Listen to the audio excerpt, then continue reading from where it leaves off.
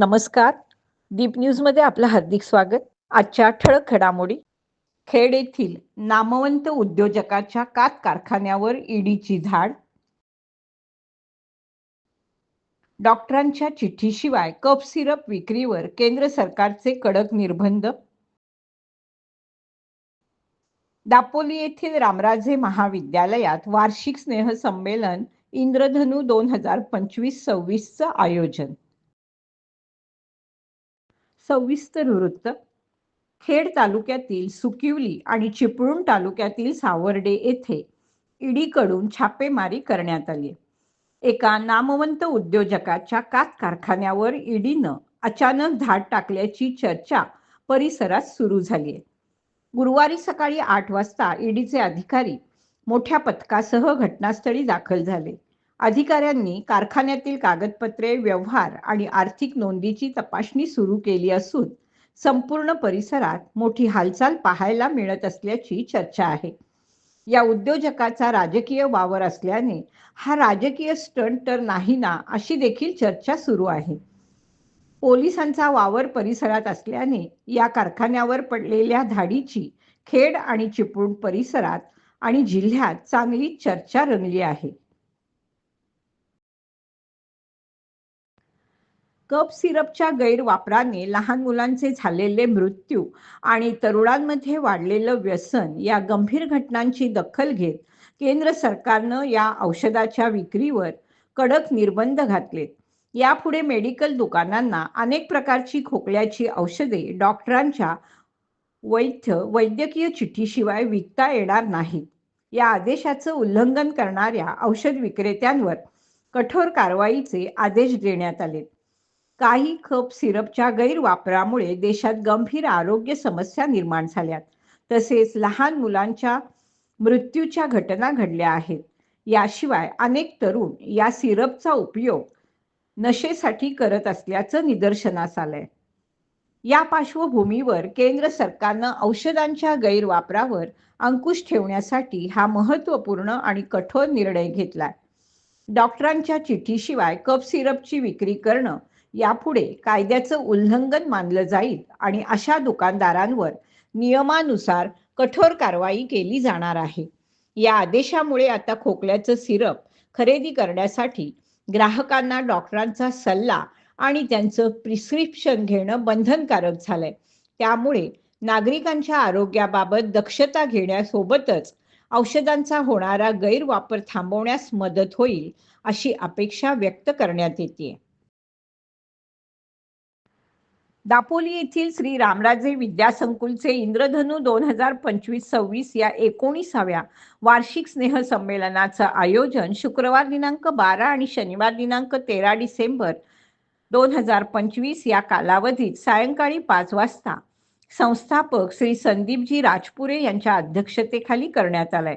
या स्नेहसंमेलनामध्ये विद्यार्थी कौतुक सोहळा, पारितोषिक वितरण सोहळा आणि करमणुकींच्या कार्यक्रमांचं आयोजन करण्यात आलंय. या कार्यक्रमाला सुप्रसिद्ध मराठी अभिनेत्री गौरी किरण या उपस्थित असणार आहेत. तरी या कार्यक्रमाला मोठ्या संख्येनं उपस्थित राहण्याचं आवाहन आयोजकांतर्फे करण्यात आलंय. वडिलोपार्जित जमीन आणि मालमत्तांची मुलामुलींच्या नावावर कायदेशीर वाटणी करण्यासाठी मोठा दिलासा मिळणार आहे. महसूल मंत्री चंद्रशेखर बावनकुळे यांनी याबाबत महत्त्वपूर्ण घोषणा केली असून या वाटणीसाठी केवळ 500 रुपयांच्या स्टॅम्प पेपरवर काम होणार आहे. महसूल विभागाच्या या प्रस्तावित निर्णयामुळे सामान्य नागरिकांची 5 ते 30,000 रुपयापर्यंतची बचत होणार आहे. सध्या वडिलोपार्जित जमीन किंवा वडिलांच्या नावावर असलेल्या मालमत्तेची मुलांमध्ये वाटणी करायची झाल्यास त्यासाठी 1 ते 2% स्टॅम्प ड्युटी आणि नोंदणी शुल्क भरावं लागतं. त्यामुळे मोठा खर्च येतो. जमिनीच्या बाजार मूल्याच्या प्रमाणात 1 ते 3,000 रुपयापर्यंत नोंदणी शुल्क आणि 500 रुपयाचा स्टॅम्प लागतो. न्यायालयीन आदेशानंतर तहसीलदारांमार्फत होणाऱ्या वाटणीसाठी आजही कोणतेही शुल्क लागत नाही. हा नवीन निर्णय केवळ संमतीनं होणाऱ्या वाटणीसाठी लागू असेल.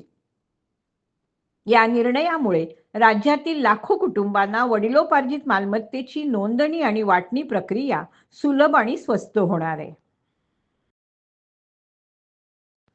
श्रीमान आरजी काते विद्या मंदिर हायस्कूलचा माजी विद्यार्थी तसेच पोयनारचे सुपुत्र डॉक्टर अभिषेक अनंतराव विचारे यांना उल्लेखनीय संशोधन कार्याबद्दल मुंबई विद्यापीठाकडून डॉक्टरेट पीएचडी कॉम्प्युटर इंजिनिअरिंग प्रदान करण्यात आले.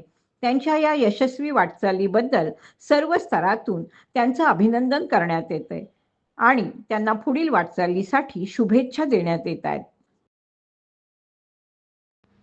खेड तालुक्यातील जिल्हा परिषद प्राथमिक आदर्श शाळा जामगे शिंदेवाडी रत्नागिरी जिल्हा परिषद पुरस्कृत केंद्रस्तरीय हिवाळी क्रीडा स्पर्धेच्या निमित्तानं शिवसेना जिल्हाप्रमुख शशिकांत चव्हाण, तालुका प्रमुख सचिन धाडवे, पोलीस पाटील प्रसाद कदम, तंटामुक्ती अध्यक्ष एकनाथ कदम, शाखा प्रमुख सतीश शिंदे, ग्रामसेवक अजय बोवणे, ग्रामपंचायत सदस्य विश्वास काणेकर, पूजा पवार, रविकिरण कदम, शाळा व्यवस्थापन समिती अध्यक्ष संतोष जाधव, उपाध्यक्ष कल्याणी काणेकर, गाव मंडळाचे अध्यक्ष आनंद सुतार, मुंबई मंडळाचे अध्यक्ष शशिकांत अजगनकर, माजी उपसरपंच पांडुरंग शिंदे, माजी शाखा प्रमुख गणेश काणेकर, ज्येष्ठ नागरिक फुलाजी साळवी, दत्ताराम पांचाळ, अनंत जाधव, मुख्याध्यापिका माधुरी खेडेकर, चंद्रकांत रेवाळे तसेच सर्व शिक्षक आणि शिक्षिका उपस्थित होत्या.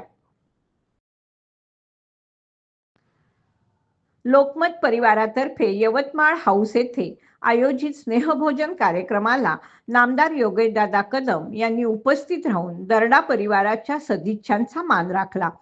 स्वर्गीय जवाहरलाल दरडा यांनी स्थापन केलेल्या लोकमत समूहाने समाजाभिमुख पत्रकारितेची जपलेली परंपरा आजही तितक्याच निष्ठेने कायम आहे. या कार्यक्रमात विविध मान्यवरांशी संवाद साधत सार्वजनिक हिताशी संबंधित अनेक विषयांवर विचारांची देवाणघेवाण करण्यात आली. याचबरोबर वेळ झाली इथेच थांबण्याची. आपण पाहत रहा आपली लाडकी वाहिनी दीपवाहिनी.